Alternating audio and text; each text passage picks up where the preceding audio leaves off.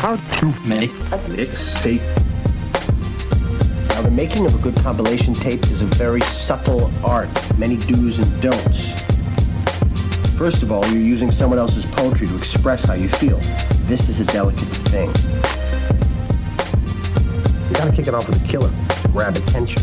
Then you gotta take it up a notch. But you don't want to blow your wad, so then you gotta cool it off a notch. And there are a lot of rules. I said, do you like my breeder shirt, Donnie? When you said, do you like my breeder shirt, I thought you said, do you like my burrito shirt? And I was like, who are the Burritos? And what a great fucking band name. The Flying Burrito Brothers was a band back in like the 70s, I think. Burrito Brothers? I think so, yeah. That's a great breeder shirt, by the way. I love a blatant pop culture ripoff shirt, unapologetic. If you're going to steal Sideshow Bob's image and put it on your breeder shirt, for those of you that can't see Rod's breeder shirt, it's just Sideshow Bob getting shot out of a cannon by Krusty the Clown. Mm-hmm. Don't hide it. Krusty saying cannonball on it. Yeah. Don't just steal the imagery. Yeah, it's good, right? I mean, I think it's good. It's a great fucking shirt. It says... let's say, on the last splash. Yeah. On the back, on the last splash. Yeah, it's good. Do we want to talk about our shirts? It's hot buzz on the Instagram. Hot off the presses, hot on the streets. From Ryan Fancher at Top Secret Studios, also one of the co-hosts of Unstable Discourse, your top listened to disc golf podcast. There you go. Picked up the shirts this afternoon. Exciting shit happening. Posted a picture on the Instagram. If you want to see what they look like, they're up there. There will be a coffee mug coming once we get them to work correctly. I think there's 8, but there will be more. I'm excited about the coffee mugs. I'm excited about all of it. I think the shirts look great. The sweatshirts look great. T-shirts and crew neck will go up on the Big Cartel tonight. And that is going to be, what the hell's the website again? HTMMT podcast.bigcartel.com. Bigcartel.com. Yeah, so we'll put that link in everything. We'll put it on the Instagram. Yeah, we'll put it in the episode descriptions. I'll even go back and put it in the old episode descriptions. And then if you want to support a podcast, here's the deal. We're not trying to, until we get Casper money, I'm not trying to get rich off the podcast unless it means I'm retiring. Right. So for supporters that are going to buy the apparel, beyond us recouping the expense of the apparel, we're just going to sink it into trying to get more traction on the podcast. Agreed. Yeah. Sink the profits in. I mean, I'm not trying to make money off of people that want to wear our shirts. I don't really make any money. Yeah, it's all going to go back into the podcast. I would like to have more people listen to. I would like to share the love of this podcast with more people. That's what my goal is. I completely agree. Speaking of sharing the love, I actually wanted to make a note here. So they got rid of Spotify got rid of the questions on the episodes, right? How we could ask a question. That sucks. So we can, we can still do a poll. So polls are still up. Questions are gone, but they've added comments to episodes now. So people can just comment on the episode. So we can just say, hey, comment on the episode and tell us what you think about whatever. Like, hey, comment on this episode after you've looked at the merch and tell us what your favorite shirt is or whatever. But the point of me saying that is that I did want to put up a poll on episode 16, how to make a mix plate, about which of your 4 barbecues people would rather go to.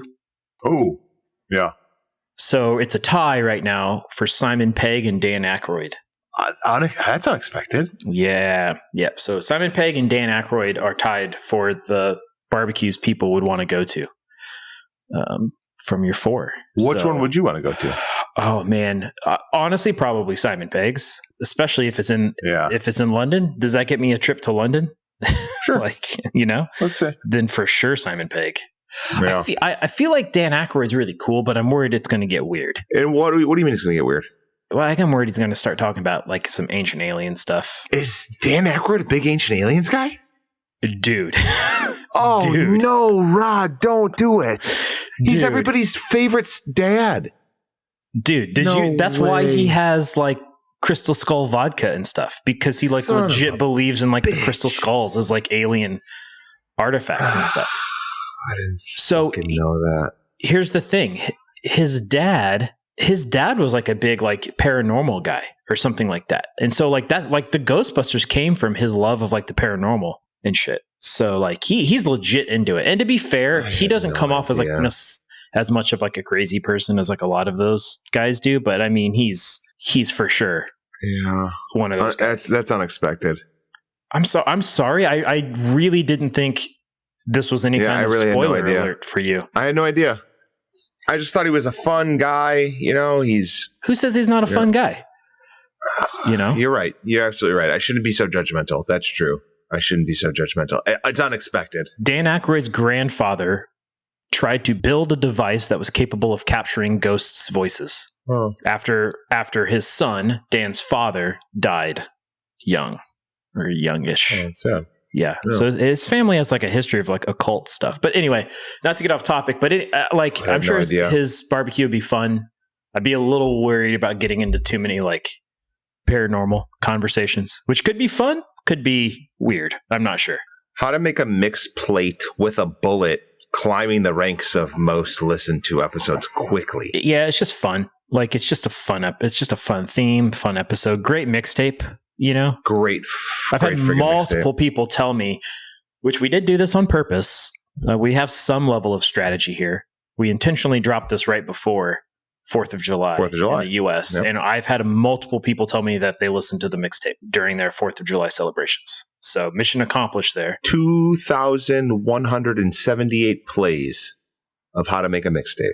Mm-hmm. Oh yeah, Rod. Great job. Hey, great job, Donnie. Great job. Proud of you, buddy. Great job. Took a week off. Let's just tear the lid back on the heavy stuff. Lost a cat. Super bummed. Yeah, I'm sorry, man. Yeah. I apologize to everyone for having not been around for a week. You don't need to apologize, man. We're back at it. This one goes out to Pandora. This episode is dedicated to Pandora. For Pandora. Uh-huh. Yeah, I'm really sorry, man. It's rough. It's part of having a pet, I think. Well, it is. Unfortunately, it's the only bad part about having a pet is that they tend to go before you do. Yeah. As many times as I told her I hope I went before she did. Didn't beat her to the finish line. I mean, you didn't try very hard with your cutting back on sugar and everything. Yeah. That's true. But yeah, this one goes out to Pandora. But all right. Yeah. This goes out to Pandora and anybody else who's lost a pet recently because, it seems like there's a wave of it and I hope it goes away. Pets and celebrities, man. That's true. I do have one other thing I have to cover here. Little backstory here. I have an employee who I owe a reward or gift to, and I asked them if it would be okay if their reward was me admitting something on this podcast, and they said yes. So this individual and I have fought many times about the whole Beatles versus Rolling Stones question. Ooh, great debate. Heavy arguing. I'm Beatles. She is Rolling Stones, and we get into it. And as her gift, I have to say some genuinely nice things about the Rolling Stones, and they have to be genuine, and they are going to be genuine. So I think this podcast, we've already established how I feel. How many do you have? How many things are you going to say? How many things are you going to proclaim? A couple nice things. That's plenty. Yeah. But they're genuine. Like, I'm not trying to, everybody knows that I am not a fan of the Rolling Stones. We've covered it multiple times in this podcast. Last episode, I think, or 2 episodes ago, I'm not sure, we talked about it a little bit. But I will say, I'll start with a couple songs. Actually, I'll give you all 3. I'll start with 3 songs. Okay. I think Paint It Black, Angie, and Wild Horses are incredible songs that probably could not have been recorded any better by anybody else in the universe. I think those songs were meant to be done by the Rolling Stones. They're classics, and they're amazing songs that deserve. I mean, shit. Paint It Black has over 1 billion listens, and it deserves it. That song is incredible. Wild Horses. I'm surprised you didn't put "Gimme Shelter" in that top 3 list. Don't make me go down rabbit holes of saying things about the Rolling Stones that aren't good, Donnie. The whole point of this is I'm saying good things. Okay, go ahead. So that's you into bad things. Go ahead. That's the first thing. 3 good songs. The second thing I'll say, and I have to kind of preface this with that, I would hope they would have had a few of these because they've put out about 5,000 albums over their career. Yep. But they do have a few of like the most iconic, best album covers of all time. And I love an album cover, and I care about an album cover. They legitimately have some all-time great album covers. Just to name a few, I think Some Girls is a great album cover. I think Goat's Head Soup is a great album cover. I think Let It Bleed is a great album cover, although I don't really get why that's the album cover for an album called Let It Bleed. But as a cover, it's great. And then the third thing, which we've mentioned on this podcast before, they really do have like the most iconic band logo of all time. Like, and it does fit the band. Like, yeah. It really does, and it's great, and it's iconic, and it speaks for what they are. So there you go. 3 genuinely nice things about the Rolling Stones. I've done it. I mean all of those things, and those are the only nice things I can say. Big man to admit those things. So. That's great. Proud of you. Let's continue quick shout-outs, and I want to shout out Little Gimmicks. Yeah. Who, within a 24-hour turnaround time, sent us the new How to Make a Mixtape podcast stickers. Used a previous guest, Jason's Propagandy artwork, and those are the next wave of stickers. And if you order from Big Cartel, I'll throw a couple stickers in your order. Boom. There we go. There you go. We got some more of the Mixie stickers too, don't we? Yeah, we do. I have to send you all your shit today. Not today. It's like fucking 8 o'clock at night, but I will send you all your shit. Sometime. Yeah. Interesting topic today. So we'll get the guest in here shortly, man. But really interesting one. I'm actually kind of excited about this because it's just different. It's just a different theme, and I'm kind of stoked on it. It is a different theme. Also, we've been thinking about this one for a while because we kind of kept delaying this guest's appearance. So like I've had this list for weeks now, and I've kind of slowly gone back to it and maybe made adjustments it's been a long mulling over of my mixtape. I feel really good about my songs. Okay. But I don't have good stories surrounding them. So I believe it or not, I took a similar approach to the barbecue episode where these songs were chosen based on, well, I'll get into it when we get into it. I was going to say, you're about to give the theme away? Yeah. I have some selecting factors to these too. So we'll see if we're in a similar vein here. Okay. How we're thinking about it. I started thinking about this I think before we recorded the How to Make a Mixplate episode. So it wasn't necessarily influenced by your strategy on that episode, but again, compliments to you on that How to Make a Mixplate. Like that was a great way to choose those songs. Like that was so fun, dude. There's a fun twist. All right, yeah. I want to talk about the theme. So let's get the guest in here and introduce them, and then get into what the theme is. So let's do it. Let's get it going. All right, how you want to do this? Okay, we'll say the official sticker sponsor of How to Make a Mixtape podcast is Little Gimmicks. Little Gimmicks stickers, pure quality, 100% vinyl stickers made by one big dummy in the Midwest. Great quality stickers, great quality customer service. If you need stickers, contact @LittleGimmicks on Instagram. If you mention the How to Make a Mixtape podcast, you get 10% off, and it will be perfect advertisement for your small business. Big things from Little Gimmicks. Shit, if they don't use that tagline, if they don't use that, they've dropped the ball. Yeah. Big things from Little Gimmicks. Big things from Little Gimmicks. That's good. It's @little.gimmicks on Instagram. No shit. Did they add a dot, or has there always been a dot? It's always been a dot. Oh, shit. Sorry. My bad. All right. @little.gimmicks. Big things from Little Gimmicks. Back to the show.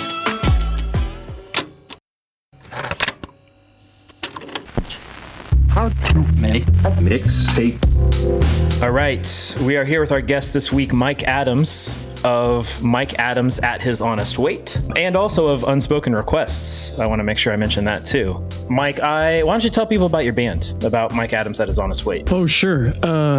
Yeah, we've been at it for a while now. We have like 6.5 records out on Joyful Noise Recordings.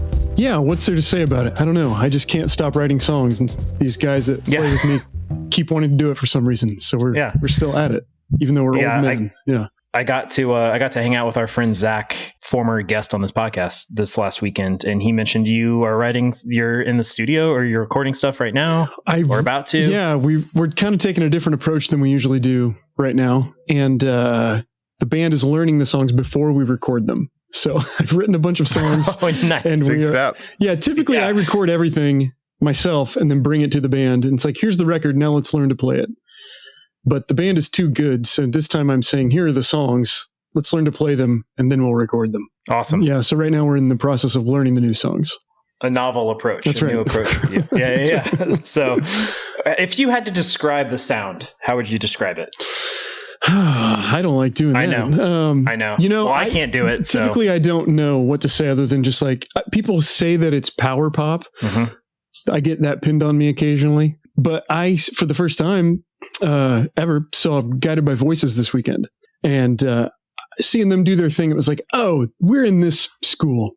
What we do is in this school of approach to music. You know, I mean, they're a little more strange, I think, than we are. But yeah, I think. How the hell do people describe them? Do they call them power pop too? I really don't know. I'm not even sure. Like, they're so just kind of ingrained in like rock culture. I feel like people just say Guided by Voices. Totally. Really describe but you know, I think the commonality is like Midwestern people who are influenced by the British invasion trying to write songs. Yeah, that's good. You know what, too, Mike? I don't know if you would admit this or not, but you've got a little bit of like crooner in you. Oh, okay. Dang, that's a compliment. Yeah, like when I see you live, I'm like, it is a little like Brit pop, Midwest alternative rock Brit pop crooner kind of a thing. I don't know. That's a fine combination. I'll take that. Okay. I was on a podcast recently with a guy who is in Canada, but he's Irish, and hearing him talk about my music was very interesting because he said he just kept talking about how American it is, and specifically how Midwestern it is. Interesting. Which I was proud to kind of, bear that flag. But, yeah. I mean, that's pretty awesome. From completely the outside, be able to pin me down to that. I thought was.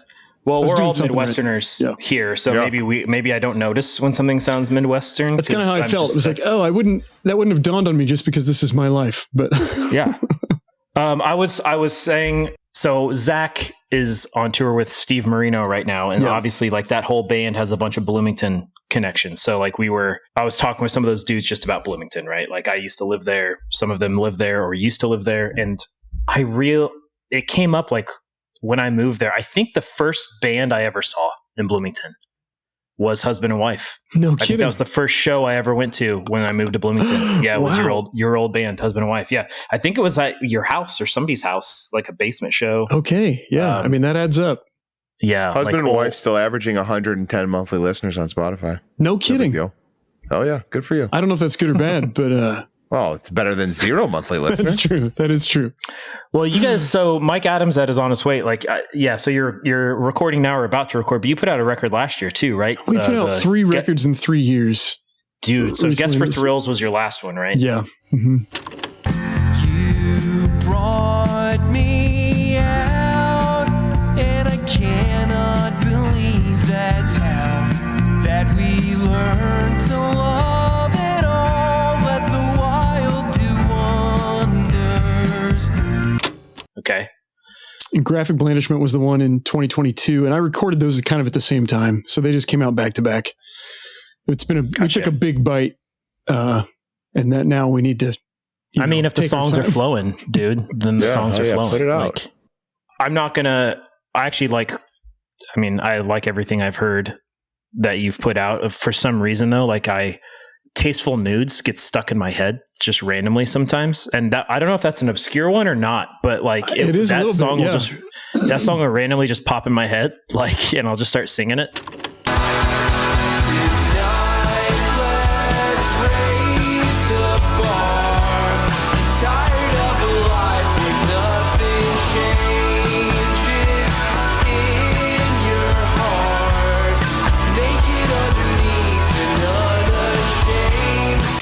If I had to pick a favorite, that's my favorite. Everybody go listen to Tasteful Nudes. Yeah, I don't know. Like, it's probably not, like, it's not in your top 10. You know, that one's it's not on an album. It's just a standalone single. It's just a single, but it has, and that's from 2015, I think. That has endured in the live set, actually, which surprises me that we still perform it. Which we don't play a lot of those old songs anymore, but that one we do. I'm not a guitar player, but I actually tried to learn it on guitar once and couldn't figure it out. So that's I can show you how to do it if I can remember. I appreciate that, man. I don't play guitar in the band, so real quick, what's Unspoken Requests? Talk about your radio show.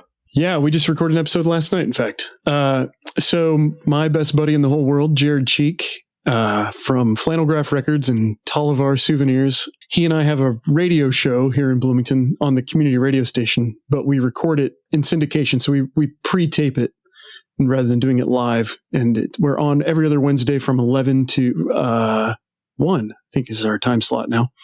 11 to 1. And we just do a lot of, it's a talk show. You know, we play a little music.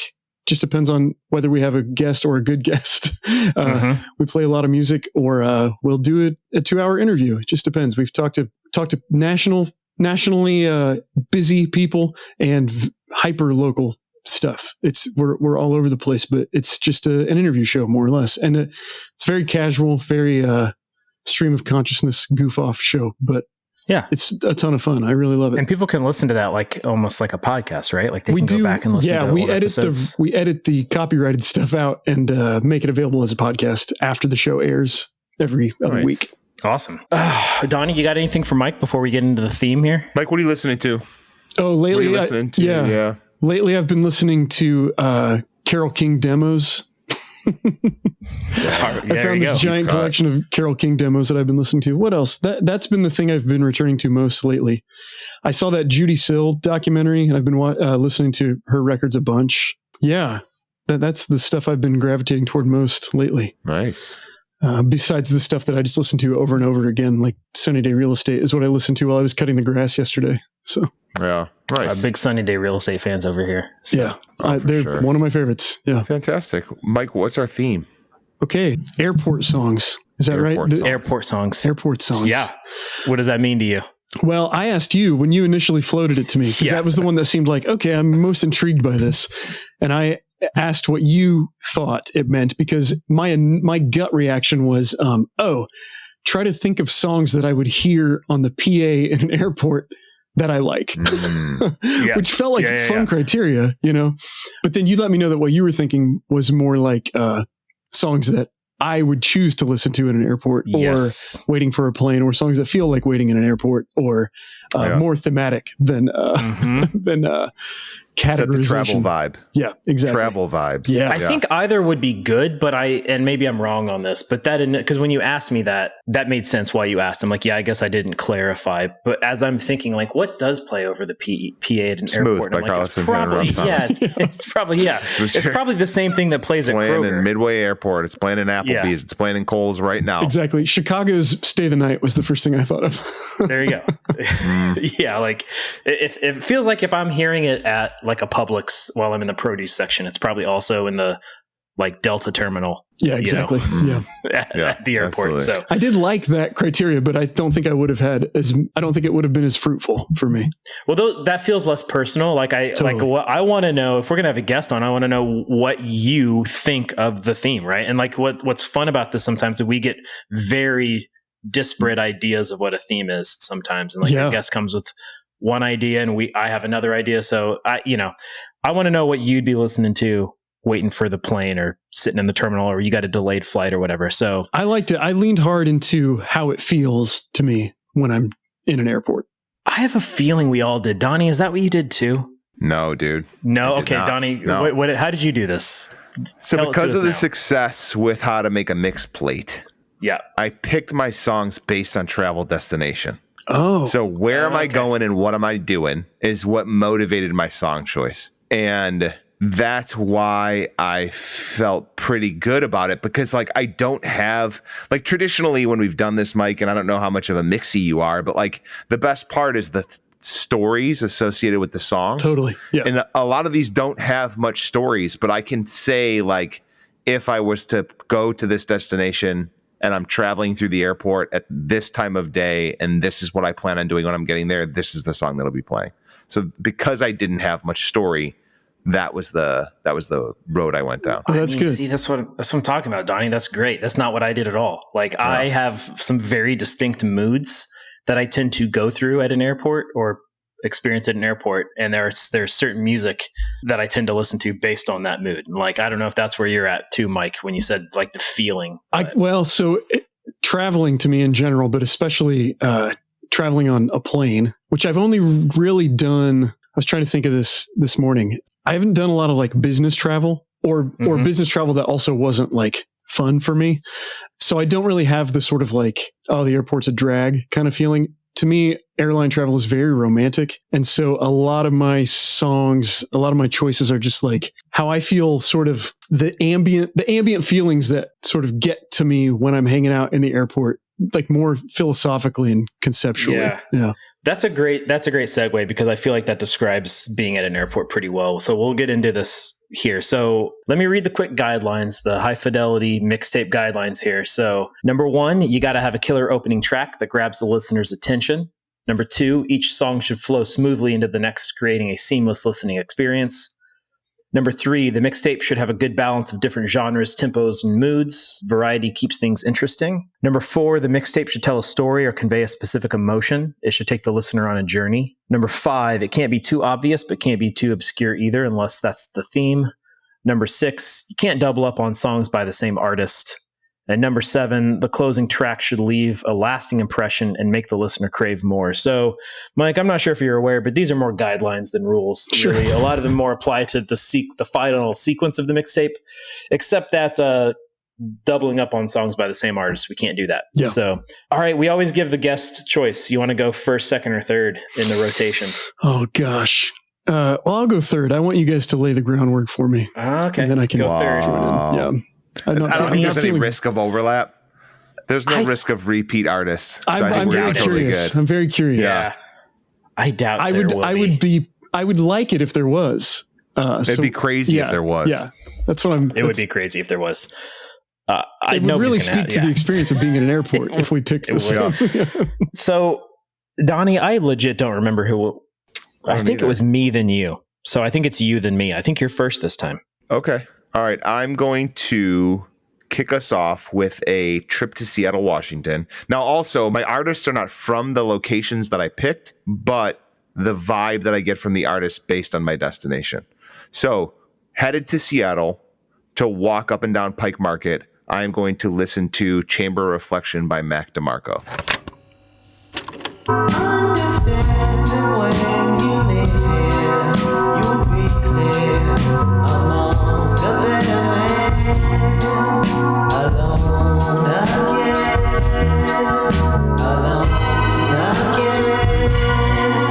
Alone again.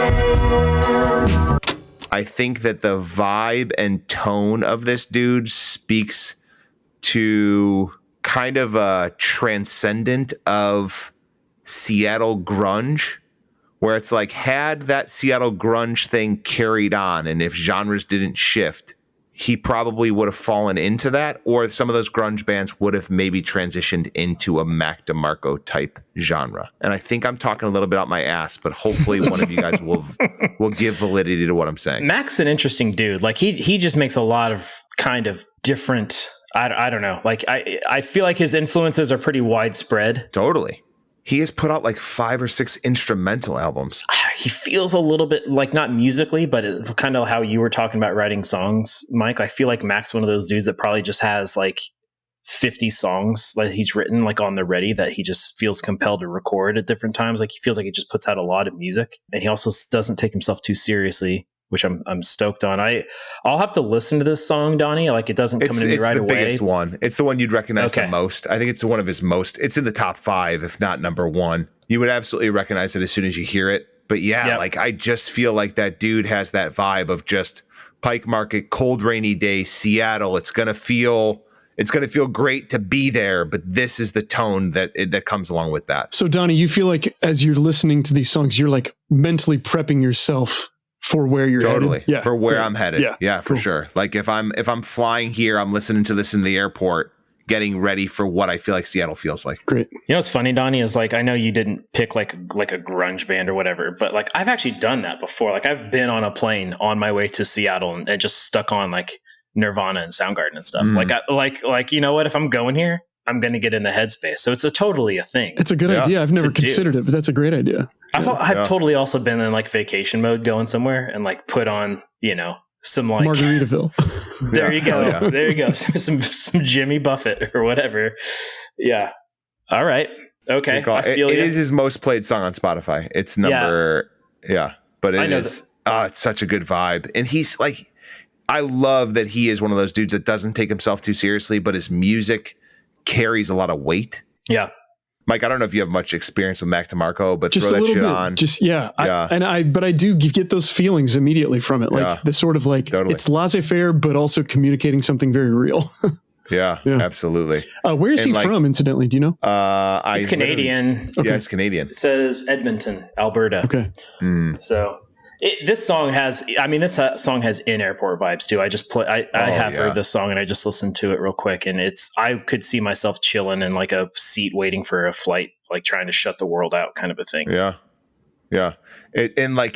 Again, if you just go through his discography, the amount of instrumental shit that he's released is pretty crazy. He fucks with a lot of really old vintage like synths. Like there was something that he recorded a whole album with like Japanese synthesizers, like exclusively Japanese synthesizers. And I think it was like one of his instrumental albums. Definitely worth a listen. Just kind of deep diving into that stuff. He has an album called One Wayne G that has 199 songs on it. I listened to some of that one actually. Yeah. So just a lot, like they're all numbers, it's just a really crazy. It's just like a bunch of iPhone demos, right? But they're kind of realized and interesting. Yeah. Totally. That's cool. So, yeah. Awesome. But that's what we're kicking it off with. A little Mac DeMarco. All right. It's a good start. Well, like I mentioned, I have some specific moods or kind of mental states, maybe is the better way to put this, that I tend to go through at the airport. And Mike, I'm the opposite of you. I fly a lot for work, and it's not always a very fun experience. So I would actually argue that it's kind of ruined airports for me for a bit. I love that you find them romantic. I wish I still did. I can definitely see that getting sucked out of them quickly. Yes. Now, I'm not starting out with that emotion necessarily, but I will preface this one with saying I have enough flying experience now or airport time experience where, one, I tend to fly really early in the morning when I'm flying for work. So I'm just kind of out of it. I'm tired. I'm exhausted. I'm being forced to be in this building right now. And I tend to try and kind of zen out a little bit or relax my mind in that state. So I'll usually put headphones in legitimately as soon as I get out of my car to go walk into the airport. Like I have to get in a mental state to just experience the place. Yeah. Not be overwhelmed by the people or the like past bad experiences at the airport, and try to not let myself get into a negative headspace. So this is totally a song I would absolutely put on to do that, but I'm going to go with 07 Waiting Line.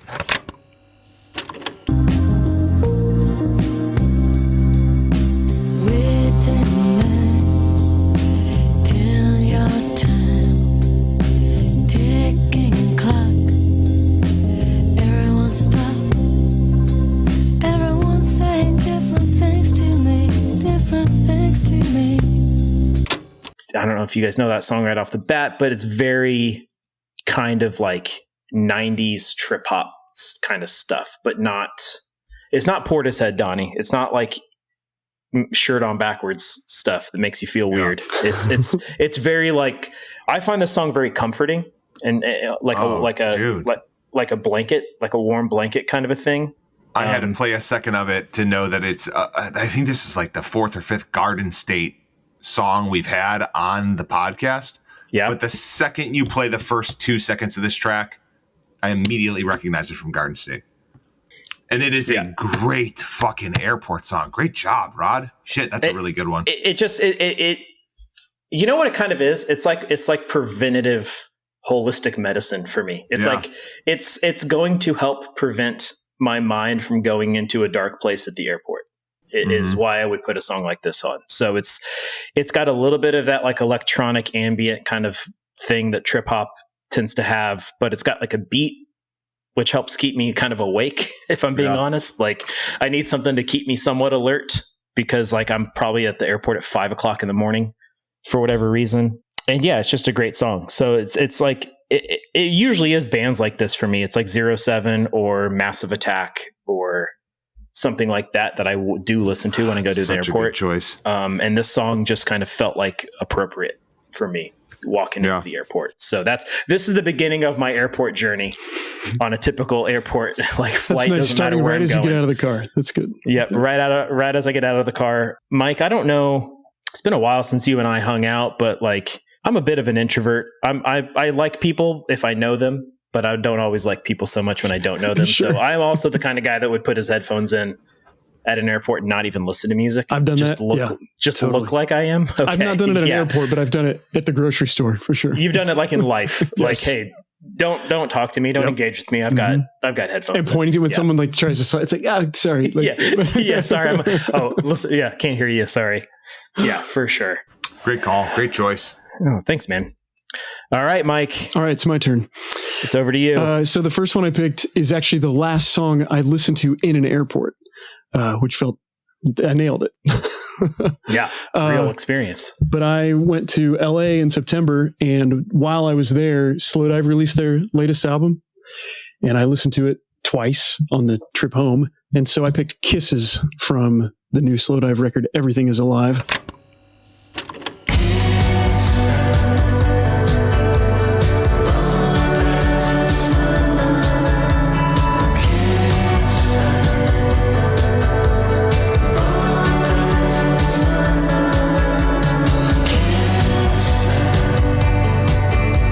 I don't know if you guys know that stuff. UK band, so I had travel, someplace far away in it, but also that their stuff, their last two records, the kind of reunion albums, I think are just great.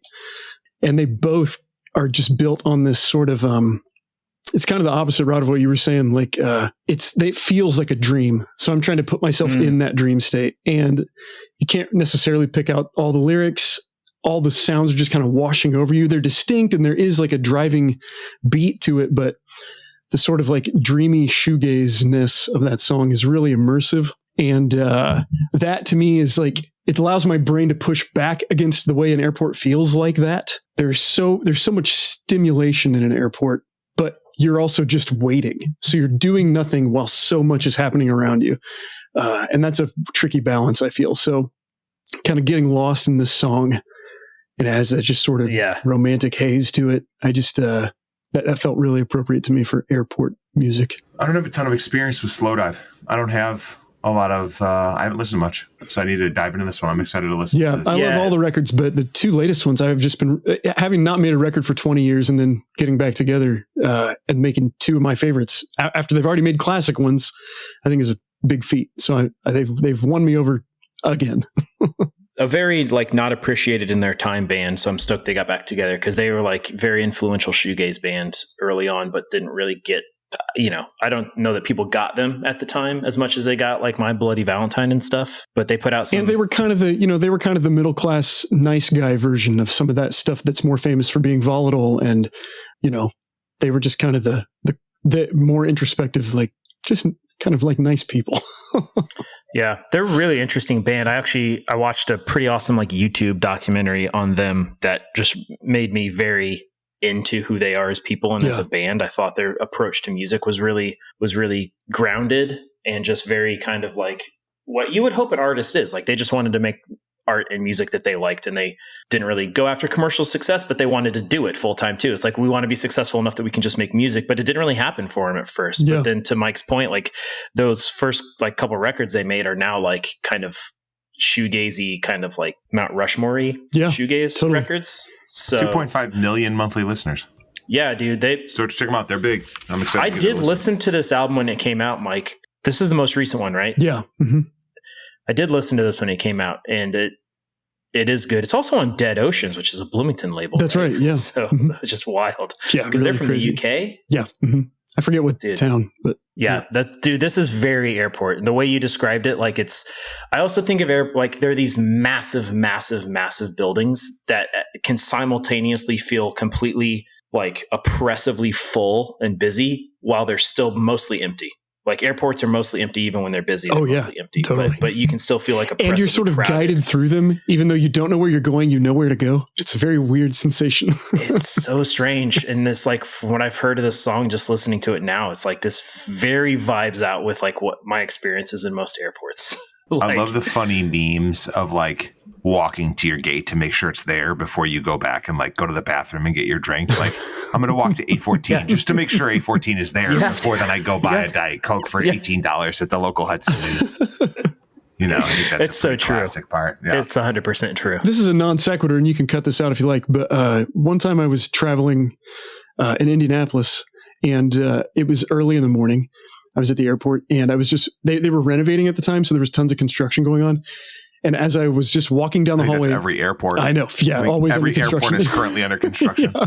But I was the only person in the hallway, and suddenly the wall in front of me, not a door at all, but the wall opens up, and a guy that I went to high school with that I hadn't seen in 15 years walked out of the door, and we had this chance encounter in the hallway because he was working there. It was just a very funny, very airport feeling. This is a dream. This is a weird dream. Yeah. In my mind, a little bit of smoke came out when the wall opened up too, for some reason, and there was a bright red light behind it, or something strange. He and I had been coworkers at Dairy Queen when we were children. Hell yeah! Heidi school treats. A real quick call out, Donnie. We have a bit of a mixy listener who's a often commenter on our episodes who said that we missed out on the About a Girl episode, not picking Allison by Slow Dive. Yeah, that song rules. Yeah. Oh, I'll have to go back and listen to that one. Yeah. So that was the first song that I loved. Can that listener at least get a shout out? Oh, Erica. Oh, okay. Yeah. Thanks, Erica. We'll go back and listen to it. There we go. Back to me. Back to you, Donnie. I'm just headed a little bit south. I'm not going far. It's a short flight from Seattle down to Portland. And as I'm gearing up for Portland, have you guys ever been to Portland? Never have.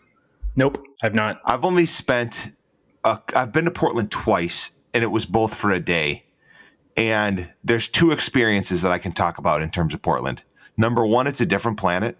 It doesn't exist on the planet Earth that we live in because it's the weirdest conglomeration of people I've ever experienced in my life. And number two, the show Portlandia is so fucking accurate in its depiction of Portland that I don't know.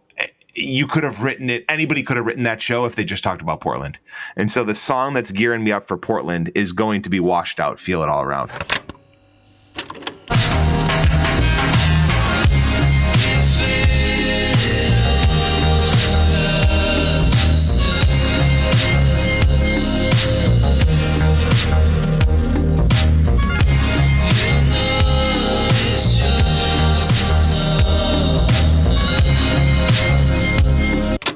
Yeah, dude. Which is the theme song for Portlandia, but also a perfect airport song, airport song.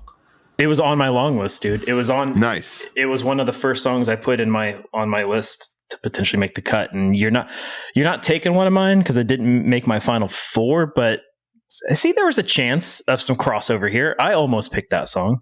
Dude, it's a total wash over you wave of sound. That's a good song. Let yourself be not in your surroundings, but where you are, kind of airport thing.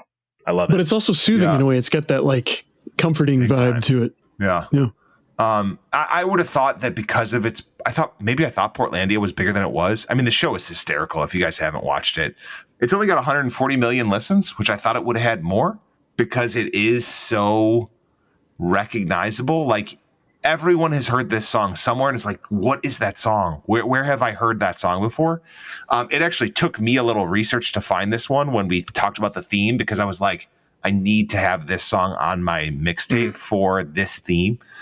So I had to do some digging, and as I dug in, the artist was kind of I can't remember his actual Ernest Green is his name.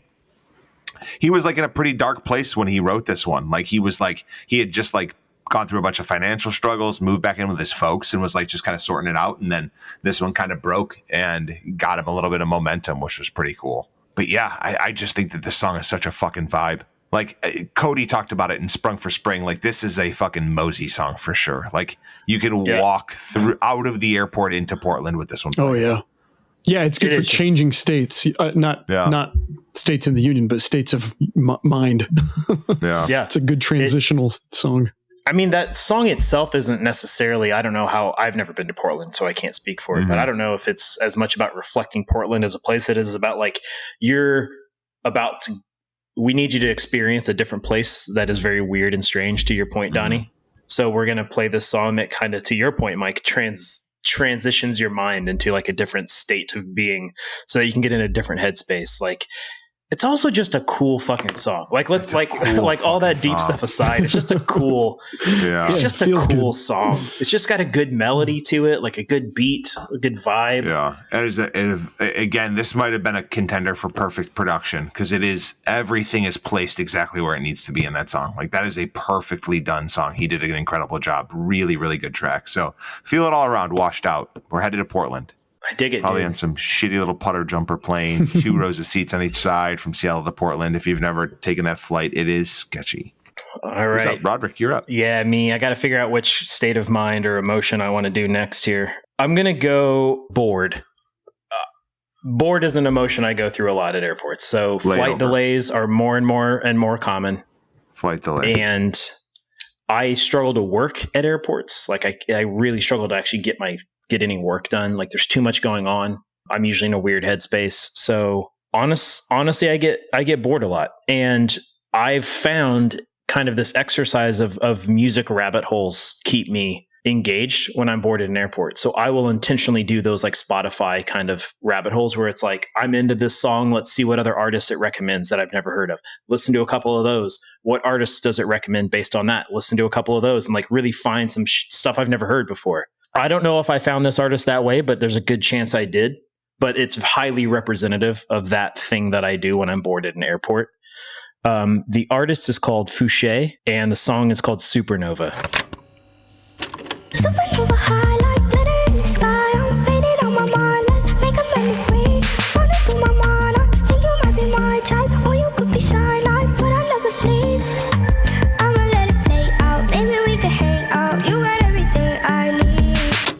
She's like a alternative R&B artist. She's actually featured on the new Childish Gambino record that just dropped like a few days ago. Ooh. She's featured on Track. she's What track is she in the child? I don't know because he didn't list any featured stuff. I don't know if you noticed that if you've listened to it, but none of the songs say featured, like featuring anybody. So I don't know if it's on Wikipedia yet or not. I just know that her Wikipedia said that she's on the new Childish Gambino, and I believe it.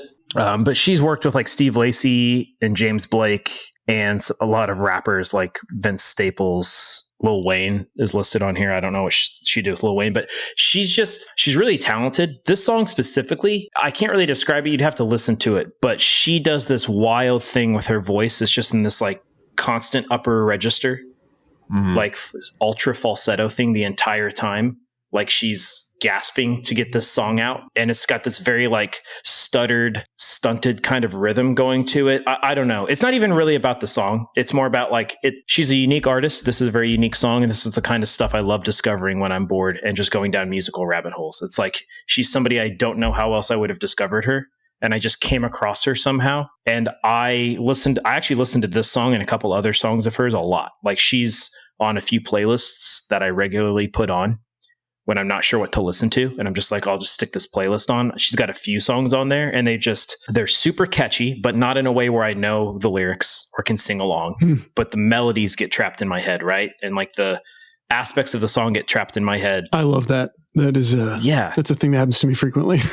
Yeah. I don't know one word in the song, but a chunk of it will be stuck in my head. Yep. Yeah, I love that. I find her very unique and very cool. And I don't mean to go obscure. You know, I know one of the like guidelines is to can't be too obscure, but that's kind of the point of this thing is like, I do this a lot at airports. I kind of just look to discover new music. And so it's going to probably be a little obscure. So it's only a minute and 30 seconds. It's a really short song. Okay. Yeah.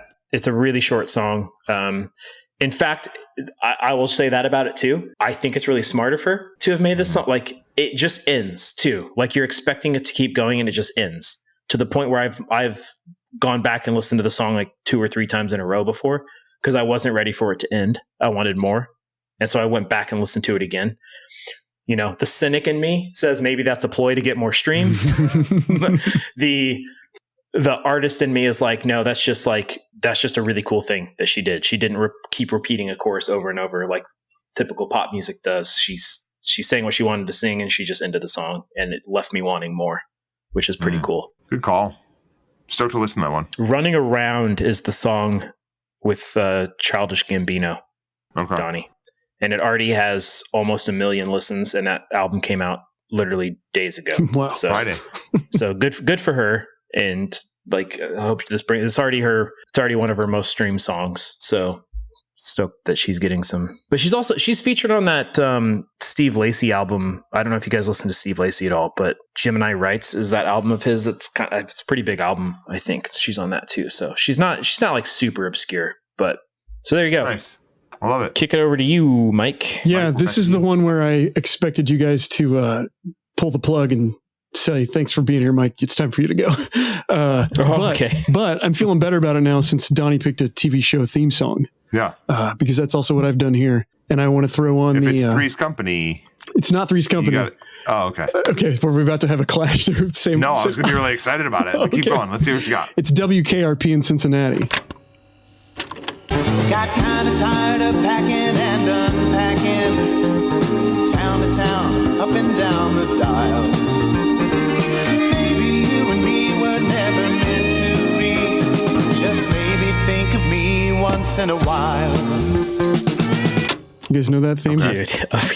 Yeah, I do.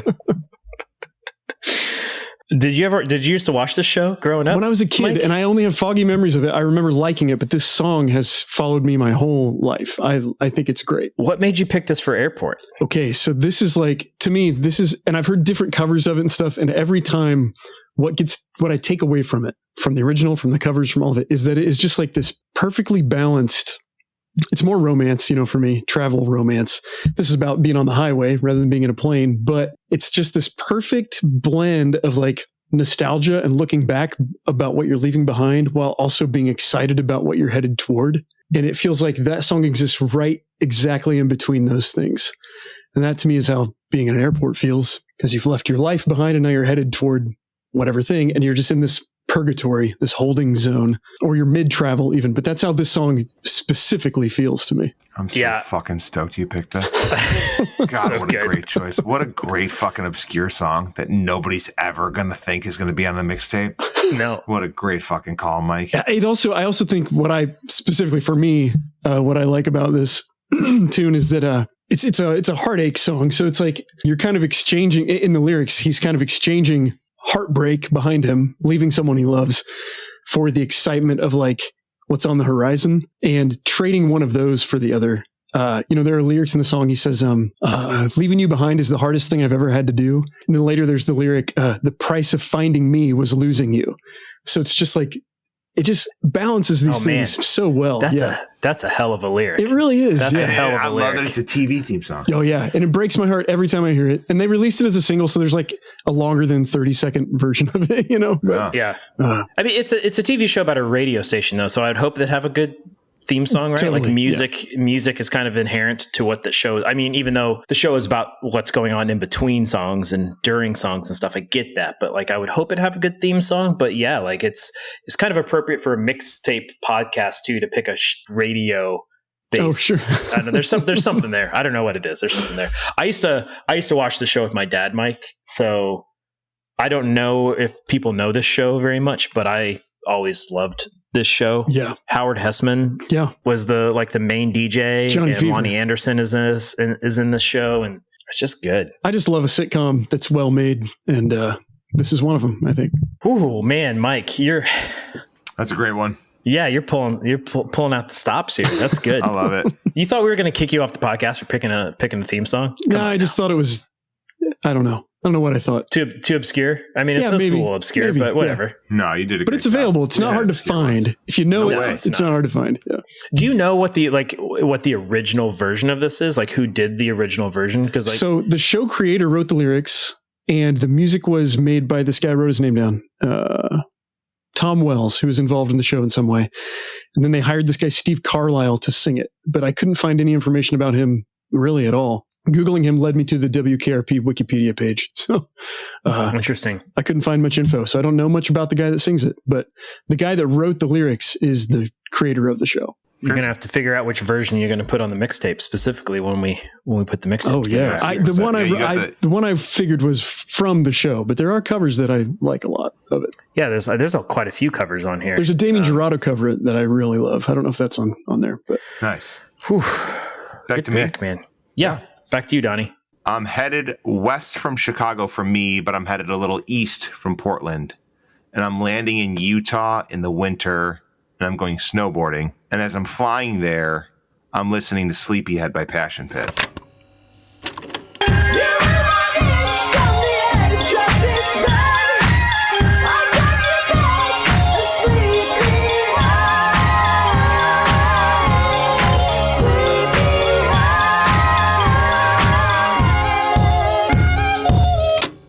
Oh, dude. And that Passion Pit came into my life from every snowboard movie in like 2007, 2008.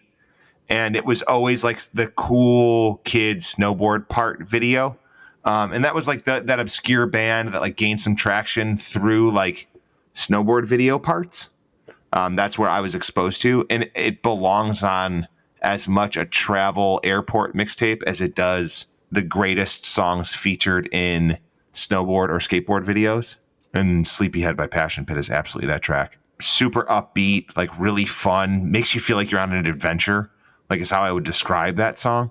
Crazy vocals, like the vocals on that song are really unique, but I love it. I love like the vibe that song gives off, and that would be like the pump anthem on my way there to ready myself for a snowboard trip. It's a pretty good moseying song through the airport too. It's got a good pace to it. Like if you got to get to your gate, but you're not in a rush, but you want to get there in a decent time, you know, so you can check on it before you go back and buy your Diet Coke. Right.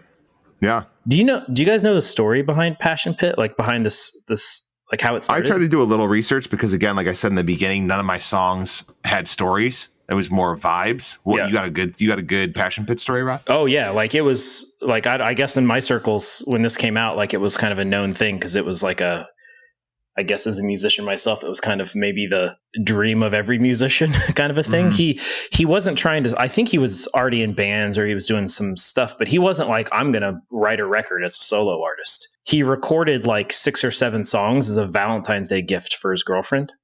Mm-hmm. And then she was like, you need to actually make something out of this. These are so good. And that was his first EP, and Sleepyhead was one of those songs. Wow. Like I think he re-recorded it for his first full length, but like Sleepyhead was one of those initial songs. So it wasn't even like I'm going to record this to release it. It was like, here's a gift. That romantic, like, you inspire me. I wrote these songs for you just as a gift. Here you are. That's all I plan to do with this. And then it turned into a whole thing. I think that's the story, at least. That what he recorded, what broke Passion Pit, or was he already gaining traction prior to the recording of the significant other songs? That I don't know. Like, I don't know what he was doing before that. I don't know. Mm-hmm. Let me see. I mean, it says it began as a one-man project who produced a Valentine's gift for his girlfriend. The gift, an EP entitled Chunk of Change, wound up in the hands of friends and acquaintances who were enthralled by his work, and eventually, I guess, I don't know, they talked him into like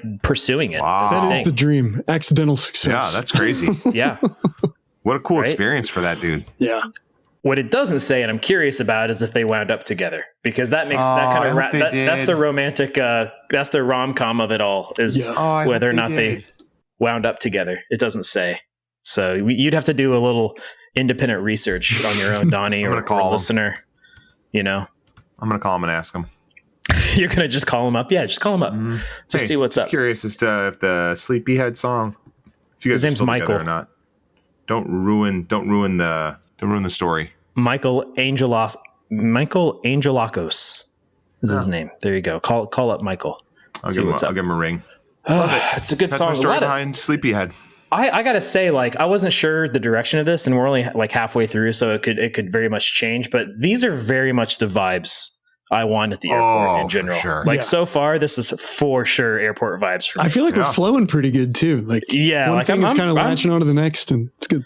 Pretty stoked on this. I feel like I'm going to throw a wrench in it at some point here for sure, but I'm stoked. I guess it is over to me too, isn't it? Mm-hmm. All right, so I'm gonna go to another state of mind I find myself in at airports a lot, which is if I have a lot of time to kill at an airport, one of two things happen. Either I'm bored, which I just did, or there are times where I find myself kind of enjoying being in the middle of it. Like, it depends on the state of mind I'm in, but sometimes I enjoy that, like, sitting and people watching thing, right? That, like, you're just a small part of this crazy, giant, bustling world, and I will just sit at a bar or sit in a terminal waiting area with music on and just people watch, you know, and just like absorb my surroundings, just to pass the time. That's the kind of state of mind this song is. I feel like it's going to be another obscure one here, and I'm sorry, although this artist shouldn't be that obscure, but to Americans probably is. But to Americans, how pretentious! Go ahead. I'm from the Midwest exclusively, so it's on a 5 times platinum album, but it's also a UK artist, so I don't know how many. Whatever. So it's Ronnie Size and Represent, and the song is called Brown Paper Bag.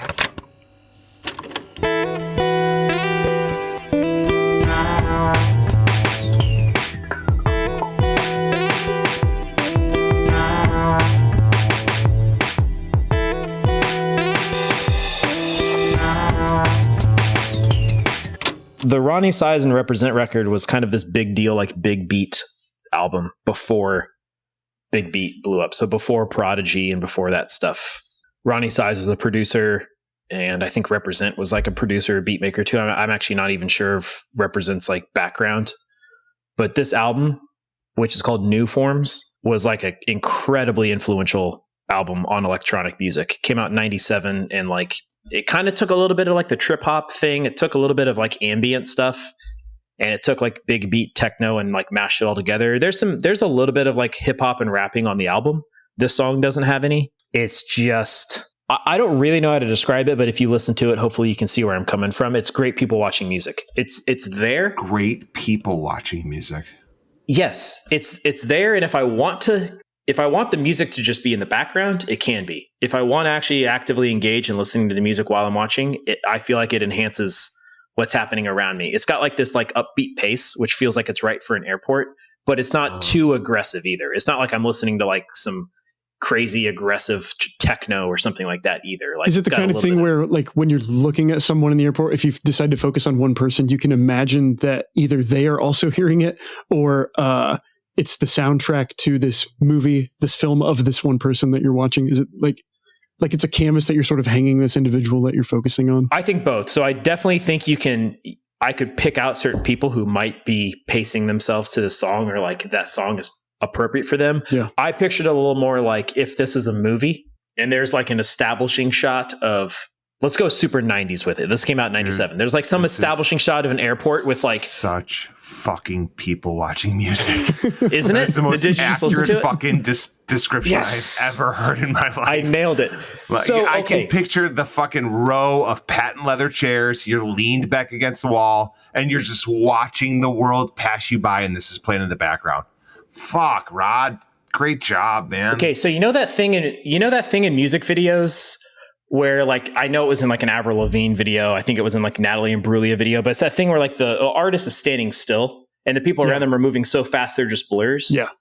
If there's an establishing shot of the main character in the airport that says they're the main character, but they're just part of this crazy hustle and bustle, the establishing shot is them moving normal time. Everybody else is blurred moving around, and this is the fucking song that's playing in my mind. You're so right. You're so fucking right. Dude, Donnie, I feel so vindicated, recognized and seen by you right now. Like, I right. appreciate it so much. Yeah.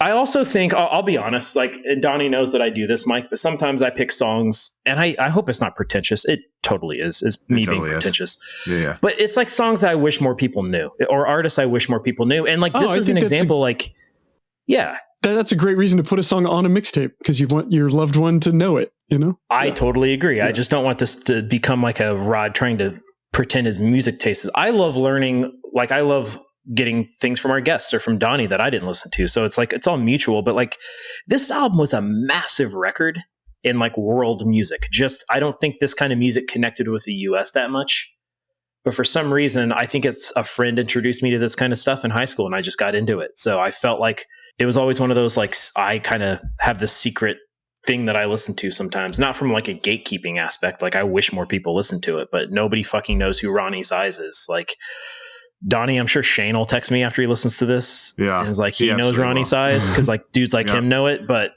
for the most part, I don't feel like people know this stuff. Hopefully if people are into like electronic stuff, like, or if they're into like Tricky or Portishead or something like that, like they'd like this. So yeah, great call. So there you great go. Song. That's my people watching song.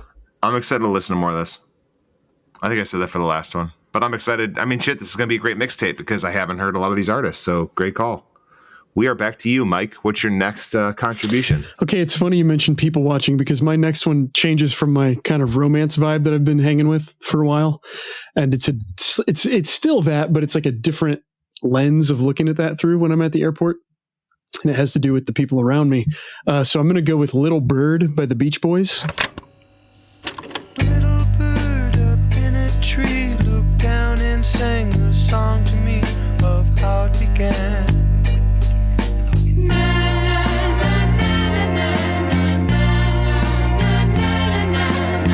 From their 1968 album Friends. What I like about this song, well, it's short, it's 2 minutes long, but to me, it sort of encapsulates that feeling. The reason I'm putting it with the airport music is it's got like this sinister vibe to it and this playful vibe that is perfectly interwoven at the same time.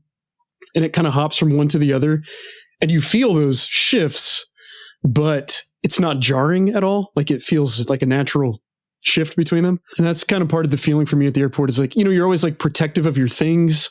You don't want your stuff to get stolen while you're waiting, for 2 hours at the gate or whatever. And you need to go to the bathroom or run to get a bottle of water or whatever. You don't want to lug all your stuff and you're kind of worried about it. And you just don't know. You don't trust all the people around you. So there's this sinister thing, but at the same time, maybe you meet someone who you strike up a conversation with and you like them, or you just see someone who's interesting to you and you don't feel threatened by them, but you're interested in them. And so, yeah, this song for me is that feeling kind of hanging all at once between the you're waiting around the baggage claim kind of thing, and you're all working together. And so it is this kind of game that's happening, waiting for your bag to come down. But at the same time, you're like keeping an eye on everyone and trying to stay out of people's way and getting mad at the people that line up right by the baggage claim and won't get out of anybody's way to actually get their bags. But Exactly. you're also all in this weird arcade game together. Yeah, exactly. This is such a funny thing because do either of you know anyone that's ever had their shit stolen from the airport? I don't think I so. don't know if I have. If I do know anybody. It goes along with, like, I've recently been having this conversation about irrational feels. Either of you guys know anybody that's ever had E. coli? No, never. There's an E. coli outbreak where I live right now in the river. Sure there is. What about salmonella? Yes, for sure. You've known somebody with salmonella, you're full of shit. A lot of times, What do they eat, a that's bunch food of hot poisoning. deviled A lot of food poisoning is from salmonella. You just don't go to the doctor to get it like diagnosed. No. You know anybody that's got West Nile from mosquitoes? No, I don't. That's what I'm saying. Like, I think that I love the fear of non-existent shit. That's like my new favorite thing lately, is to identify things that people are scared of that have never happened to anyone. And it goes back to that conversation we had a couple episodes ago, Rod, where do parents just lie to their kids? Like, is E. coli one big long lie from our parents? You're getting into some conspiracy. Yeah, I think E. coli kills people. I don't know. No one I know, but I don't know anybody that's ever had E. coli. Have you ever talked to a dentist about what toothbrush they prefer? I never have. No, neither have I. But apparently, a lot of dentists are polled on what the best toothbrush is. Interesting. Fair. I don't know. I think a lot of these things are bullshit. I'm putting on my fucking aluminum foil hat. Yeah, you are, dude. Yeah, you are. But I think you're right. I think that getting things stolen at the airport is not an epidemic that's happening. But I do think anytime you're in a sea of people, you just can't trust everybody. So you're just cautious of that. Like, you're absolutely right. Whether it's irrational and also like not even, I said getting stuff stolen as an example, but even you don't have to have anything to pin it on. It's just like, I'm surrounded by people that I don't know. I don't trust that and I don't trust them. I don't like the way that guy's face looks. Yeah. Yeah, for sure. It's immediate judgment of like no rational, for sure.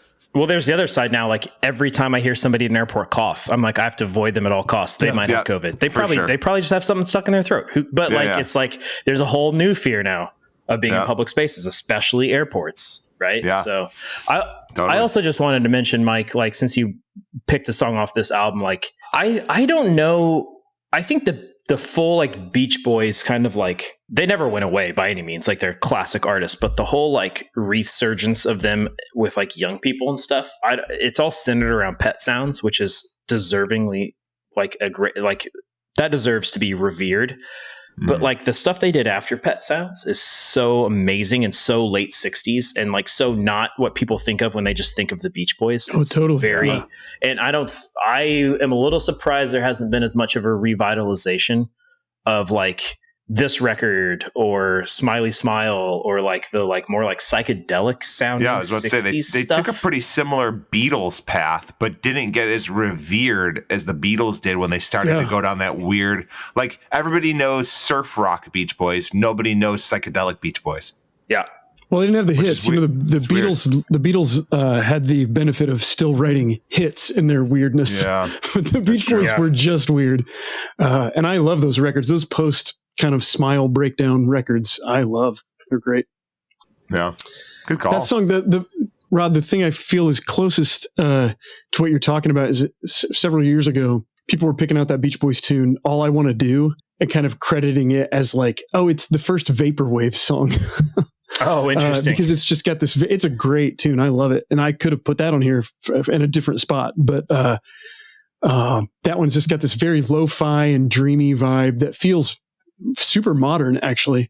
But it's not, I forget what, it might be from this album. I can't remember now what album. Yeah, I mean, it does have that. It's got that like, I mean, they probably weren't doing it intentionally, but it's almost like a lo-fi drum thing, like the kick drum and some of that stuff sounds like now it would be intentionally lo-fi. Then it was probably just what they had, but it does have that like lo-fi, like it's kind of got that like lo-fi girl vibes or whatever that like lo-fi beats to study to totally thing going on.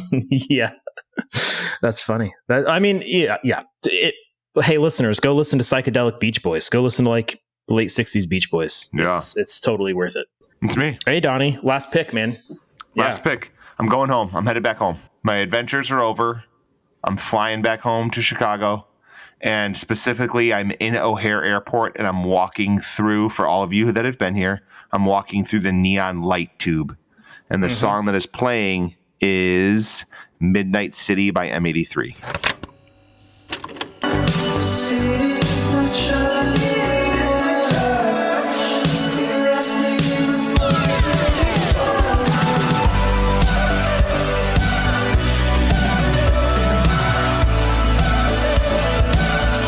And that is the song that welcomes me back home to Chicago as I walk through the neon light tube in O'Hare Airport. I hope you all have an experience. You know what's interesting, Donnie, is, well, one, this is the perfect song to be playing inside of that light tube. So good call. When you were describing the Portland thing, when you led up to picking that Washed Out song, the way you started, other than the Portlandia stuff, the way you kind of talked about that song, I actually was like, is he going to pick M83 right now? Is that what his pick's going to be? But you saved that one for later. Yeah, this is the getting home song. This is like getting home late summer Chicago night, walking through the airport, going through the neon tube. Whoever you love is ready to pick you up. You're going to stop on the way home for some fucking Portillo's, and it's going to be the perfect conclusion to your trip, feeling home in Chicago again. Do you guys, as Indianans, Hoosiers. I fuck that one up every time. Do you have that sensation of coming home? Like, can you have songs that bring you home? Do you guys have an experience like that? Like, I've been gone for a stint of time and now I'm home and this makes everything feel good and comfortable. And like, I'm surrounded by the things I love and the city I love. And I think that this song really encapsulates it for me. Do you guys have anything like that? Or would you guys have a song, maybe not necessarily on your mixtape, but like, is there anything that gives you that sensation? I mean, not to take a step backwards, but Pet Sounds, that whole record does that for me. Okay. Like that feels very like that feels very like of where I'm when I'm in Indiana. That's where I've discovered that record organically, and any song from that record will give me kind of like that comforted home feeling for sure. Yeah. Yeah, it's a hard question, Donnie, because like the answer is yes, but it's probably more personal about my experiences growing up than it is about like any universal idea of what Indiana is, or even like what Chicago is, right? It's not like M83 is from Chicago. It's not like the Beach Boys totally from Indiana. It's just like it's your experience. So like yes, that like pick your like a lot of like honestly Eagles. Like if I listen to Eagles, it feels like home for me, and that's interesting because Mike just picked a California band, and I just picked a California band, so to represent Indiana, like on my Indiana vibes. But I mean, if I hear like Take It Easy or Heartache Tonight or something like that, it feels like Indianapolis. So I feel like Yeah, this whole thing is just like, it's also like the conclusion of a party. You know, this specific M83 song, this Midnight City song. And I was going to go We Own the Sky, which is another great M83 song. But to me, they are an airport band. But that was what on the nose. Yeah. What this song does for me, Donnie, and it still perfectly fits, I think, in just a different way. But whenever I hear Midnight City, it feels like the 2000s. When did this come out? When did Midnight City come out? 2000 and... I don't know. It's a billion listener. 2011. 2011. So it's the 2010s, 1979 to me. Like the song 1979. Like it's the hanging out of your car window in the middle of the night with your friends when you know, like then you don't want the night to end, but it's super late and it's like whatever. So like that like whole 1979 Smashing Pumpkins vibe in the 90s, like the kids that were in the car just living their best youth, listening to that is what the kids in 2010 were doing with M83 on. There's a shitty Topher Grace movie. I can't remember. Take Me Home Tonight might be the shitty Topher Grace. That's a Topher Grace movie. Yeah. Yeah, I think that's it. And I think this song is in that shitty Topher Grace movie, and it is the conclusion of this shitty party that they're at. And the movie's not good, but the scene of the movie concluding with this song playing of like, will they, won't they, the boy and girl that met at the party, the guy that's too drunk that's passed out on the couch. Like this song carries a lot of vibes, and I think it's a great airplane song of getting home. So yeah, that's where I went with this one. All right. Thanks, Topher Grace. So I feel I'm just going to preface this. With I'm gonna feel guilty about this for a while because we've got 2 songs left. I'm gonna make an assumption that Mike's last song, and I don't know this, but I'm gonna make an assumption that Mike's last song is gonna fit really neatly into this playlist we've got going here, this mixtape. And so far, we've got a really fantastic airport playlist going here. And although this song is absolutely something I do listen to at the airport, so I am gonna pick it. I'm gonna stay true to myself. I'm gonna be genuine. It is going to be an absolute disruptor on this playlist. I'm just gonna apologize for that right off the bat. But I got to be true to myself. So here's the deal. I have all these different states of mind at the airport, but I've got to be completely blunt that one of my main emotions at an airport, especially on a layover, which I almost always have a layover, is I've titled it anger and avoidance. I get annoyed at the airport really easily. And I go into this like shell of avoidance. It's that thing I said, Mike, of sometimes I just won't even put music on, but I'll have the headphones on, like, do not talk to me. Like, I don't know what it is about a bar at an airport that makes every businessman in a suit think they need to talk to everybody else at that bar. But I don't want to talk to you. I don't care what you do for a living. Like, can we just pass the time in silence or let me listen to my music until my flight's ready to go, dude? Like, anyway, it really makes me mad.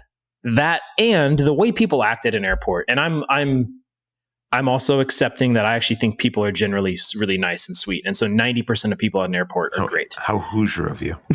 But the 10% of people that suck at airports really make the airport experience suck. Like, hold on, before we go on, because what is the thing that's going to redline you the fastest for airport behavior? Like, what is the thing that's like, this guy fucking sucks? Give me your top 2. People who just stop in the middle of the walkway. Just stop. Okay. Yep. And great literally call. create a dam.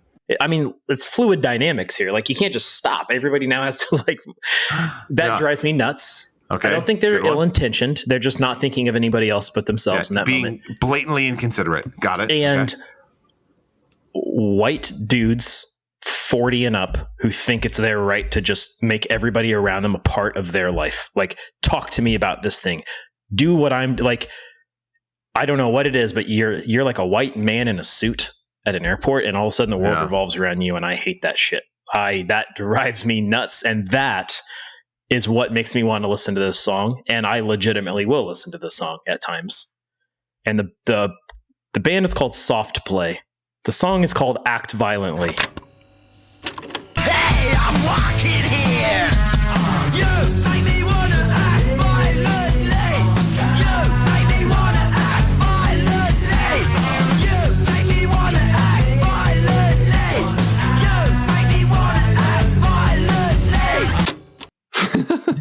that's what it. That's what. And so this song is all right. So this band is basically a 2-person punk band that they're really good at this like social commentary with humor. So it's a heavy, like angry punk song, but it's specifically about those e-scooters that people ride and about how people who ride those little electronic scooters make the singer want to act violently toward them because they do not have respect for other pedestrians and stuff. But it's really like a commentary on people who just don't have any consciousness of their surroundings or others' experience in the world and are just doing their own thing. And that's how I feel at airports. It's like, there's too many people here that just don't give a fuck about anybody else. And they're ruining my day. You know how like a lot of times a band will put song on a band will put a really big long good description of who they are in their Spotify profile. Mm-hmm. Soft Play says 2-man boy band from the Garden of England. That's it. That's all you get. 2-man boy band. Then you click on Act Violently and it makes your fucking ears hurt if you have your headphones turned up too loud.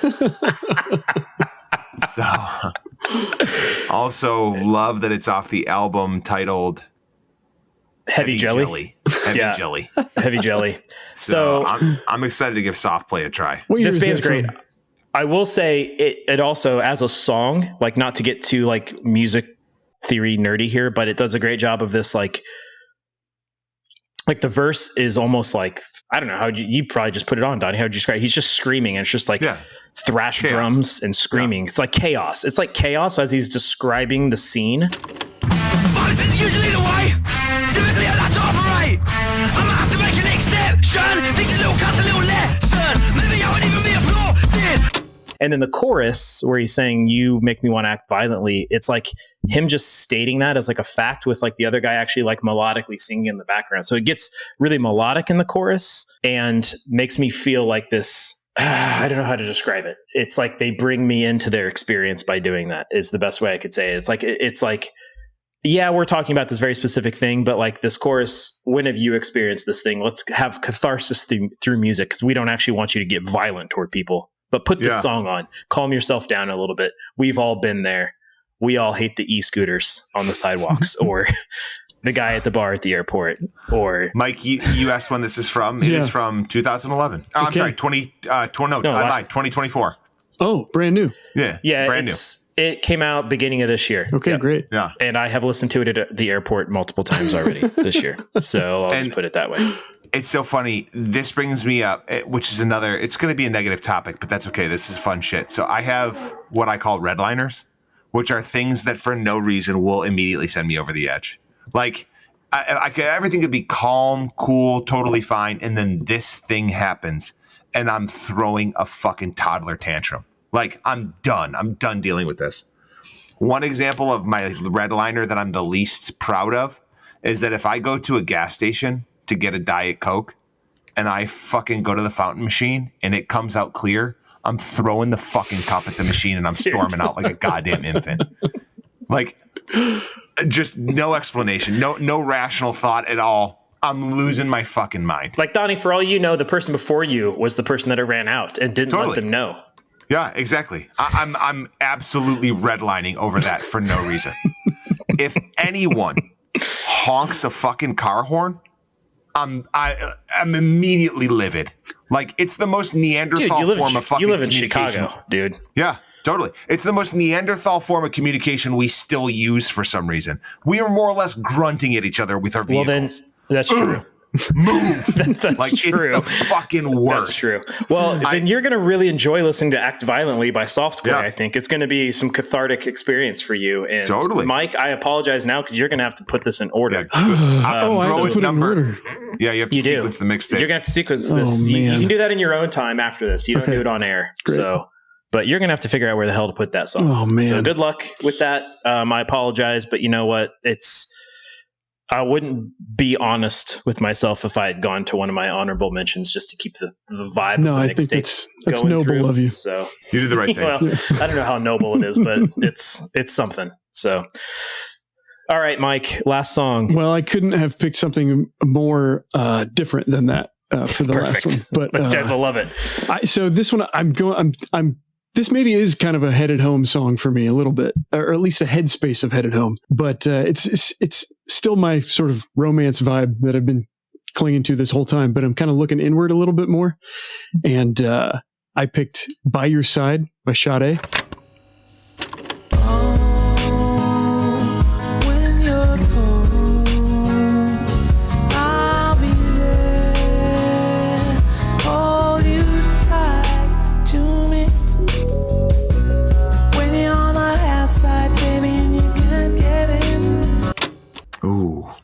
Dude, I just bought this record yesterday. Really? Yeah, Friday. I just bought this Friday. It's so good. Went with Zach to the record store down the street before they had to leave town, and I bought this record. Amazing. It's so good. Yeah, that's great. Oh, man. That's great. Okay, cool. You couldn't be more opposite than what I just picked. I know, that is like the other end of the musical spectrum. This song. This one to me is just got that, like, it's the whole vibe of the song to me is, we're apart, but I'm with you. You know, like that's the whole deal. And that to me is like, that's the point of traveling. You're going somewhere where someone is waiting for you. And yeah, this song to me just feels that way. It feels like that distilled feeling of like melancholy, but also joy, and like just the feeling of loving someone is in this song, I think. And all the colors of that at the same time. The groove of this thing is great. It's very just like a comfortable, nice groove that you can sort of lay down in. I love it. It's beautiful. When she says, hold you tight to me, like that line specifically, and the melody on that line, just like goosebumps, just like straight up like stairs, like hairs on the back of my neck. There's a lot of goosebumps like, in this song, I think. Yeah. Yeah. I mean, it's Sade, so there's a lot of that, but like that in this song specifically, like there's, ooh, man. Yeah, this to me just feels like what she does really concentrated. Yeah.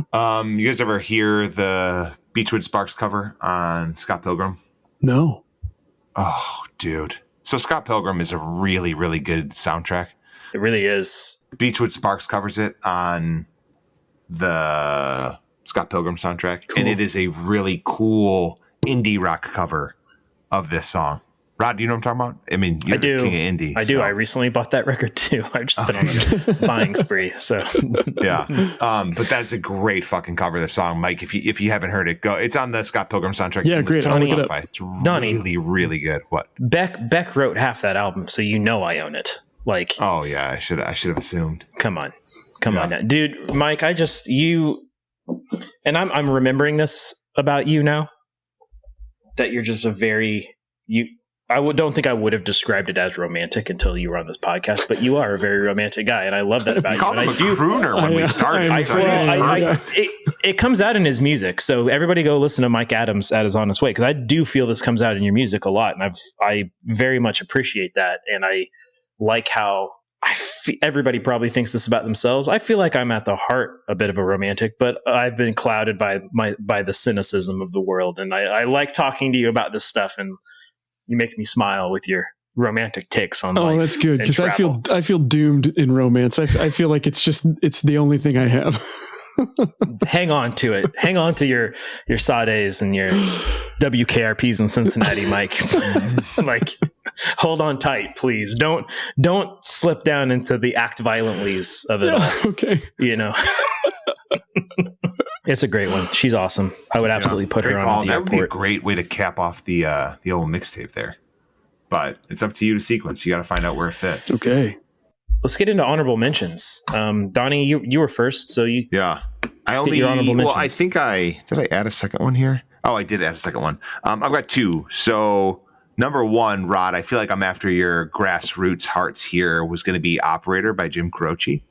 Oh, yes, absolutely. Great. And that would have been like the I'm leaving. Yeah, I appreciate it. I love when you sing it, Rod. Great job. I feel like that would have been the You're Leaving Town track. Like I'm in the airport getting ready to leave was where that would have fallen in. That song is incredibly sad, Donnie. Yeah. Like incredibly beautiful, but incredibly beautiful sad. Song. But like I'm leaving for a long time. I'm not going to be home for a while, and I'm going to miss my significant other while I'm gone. So that was my first one. And then along with the vibes tone, it would have been like Traveling Home in the Winter which would have been Mike Snow, and the song would have been Sylvia. Oh, nice. Love Mike Snow. Yeah. Really good vibe, like cold, wintry type track. But I might say that for winter mixtapes. We'll see. But yeah, those are my honorable mentions. I've got a few. So along the lines of like discovering new artists or going down rabbit holes when I'm bored, there's another like alternative R&B artist called Vagabond, and she has a song called Talk My Shit, which also kind of bleeds into the I don't like people at airports vibe a little bit, although it's not angry at all. But that song's awesome. Men I Trust is a great like indie artist that I think I think I did discover her or them at the airport, but Billy Toppy would have been my pick. Yeah. And then I will say they were on my list for a long time and I eventually knocked them off, but this is real. Deftones have the mix of both. I can be angry listening to them, but also they've got that ambient vibey thing. And I listen to a lot of Deftones at the airport. I know you're not a Deftones fan, Donnie, but overrated. Cherry Waves is the song I overrated. picked as that would have been an honorable mention, but yeah, Deftones. You know, Donnie, one of these days I'm going to actually put them on a mixtape, and you're going to have to be nice about it. And I'll skip because they're that gonna be track. yeah, it's fine. Yeah, do your thing. All right, Mike, what are your honorable mentions? All right, I've only got one worth mentioning honorably, but I had this Jackson Browne tune, "Late for the Sky." Do you guys know that one? Yes, I do. Yeah. I absolutely love Jackson Browne, dude. Yeah, that song. I have a traveling memory associated with that song. I was kind of a hired gun for this band of my friends, and I was playing drums on this very short tour. And we were driving from Bloomington to New York and through the night, and I fell asleep in the car. And one of the guys in the band put this song on, and I like half woke up. Like the song's playing, and I sort of come to while this song's on. I've never heard it before, and I just said, "What is this song?" And my friend Dave told me the name of the song, and I jotted it down on my phone and then just drifted right back to sleep while still listening to it, but woke up still remembering it and having this feeling of like, while I was asleep, I heard one of the greatest songs I've ever heard in my life, and I need to return to it. But I love it. It's more of a breakup song, so it's kind of sad at the airport, but it's about flying, which also felt appropriate. But it's just beautiful. The harmony in this song is just gut-wrenching beautiful. It's called Late for the Sky. Okay. Yeah. It's very classic Jackson Browne. Like it's the beautiful like piano stuff. Yeah. Just it's good stuff. All right, Donnie, you want to review the mixtape? Yeah, let's knock them out real quick. So the tracks are Mac DeMarco, Chamber of Reflections, 07 in the Waiting Line, Slow Dive, Kisses, Washed Out, Feel It All Around, Fouché. Am I saying that right? Fouché? Yep. Fouché, Supernova, WKRP, Cincinnati, which is great. Passion Pit, Sleepyhead, Ronnie Size and Represent, Brown Paper Bag, Beach Boys, Little Bird, M83, Midnight City, Soft Play, Act Violently. Good luck finding a place for that one. And then Sade, By Your Side. That's a good. I'm gonna listen to this shit in the airport. Only one stinker. Only one stinker on that list on Thursday. So send it across so I can listen to it on Thursday. At least tell me this, Donnie. At least tell me if you find there is an appropriate moment at the airport for Act Violently, and I'll feel a little bit vindicated because right now that's definitely the absolutely the weak. Okay, so here's the moment at the airport where Act Violently is relevant. I already have it, so I'll tell you right now. I don't understand how everyone who has been on an airplane before forgets how to function as a person in the process of going through security. Like, no information is new information. Take the shit out of your pockets, put it in the bucket, and go through the thing. Like, do you see everyone else that's taking their shoes off? Take your fucking shoes off. Why is somebody having to tell you? It's absolutely, that's my Act Violently moment. Like, do people just forget how to be people as soon as they get in the airport security line? That's so accurate, is that people forget how to be people. Like, absolutely where the song belongs. Oh, man. And again, me and Rod fly 6-7 times a year. So like for us, it's like, or more, laptop out, pockets empty, wallet in the bin, shoes off, bag on the thing. Doesn't need to be in a bucket. Just put the bag on the fucking belt, push it through, walk through the thing. We're good. We're ready to go.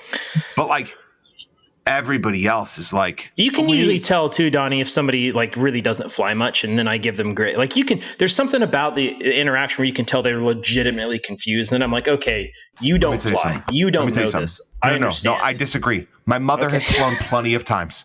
She's flown plenty of fucking times to know the routine. And I guarantee standing in line behind my mother in the airport would be fucking infuriating. Fair enough. My blood would be boiling. But yeah, that's where I would listen to Act Violently. Well, then I feel better about putting it on here because I feel like maybe people will relate to it. But hey, guys, I'm actually like really impressed by this mixtape. Like I didn't think it would be bad, but I'm like I thought it'd be a little all over the place, and it's actually like a really cohesive mixtape. Yeah, it's not bad except for Act Violently. So, yeah, it's really good. Yeah, yeah.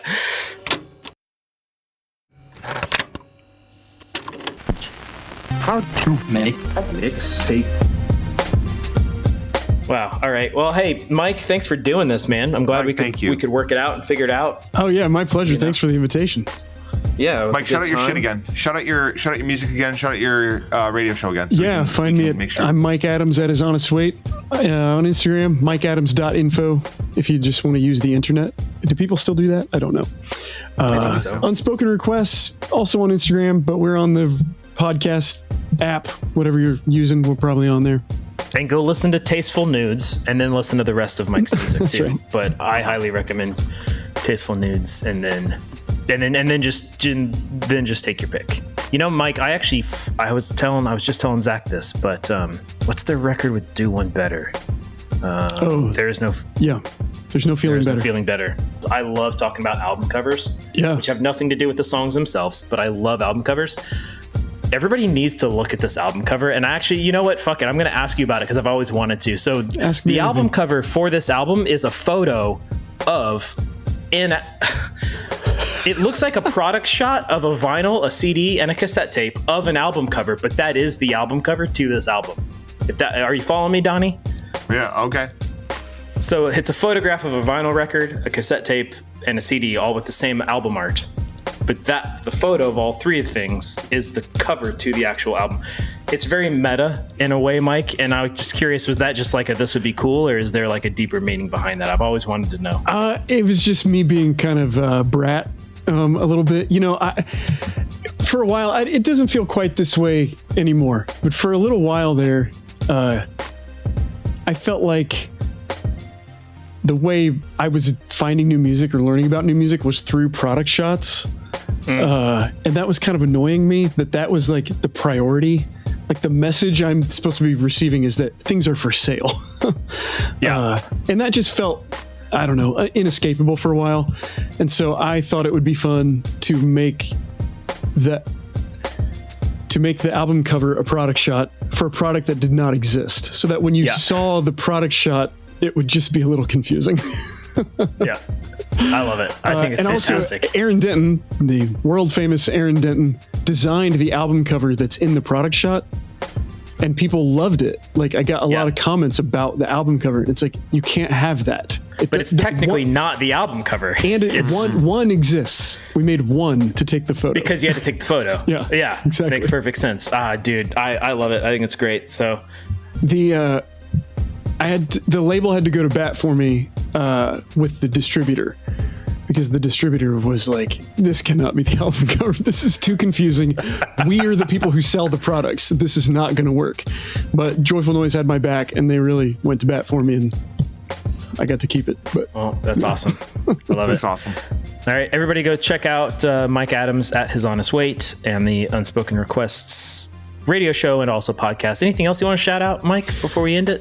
That's what I'm up to besides parenting. So that's the best place to find me. Shout out parents too. Yeah, that's right. There you go. All the parents out there. All right.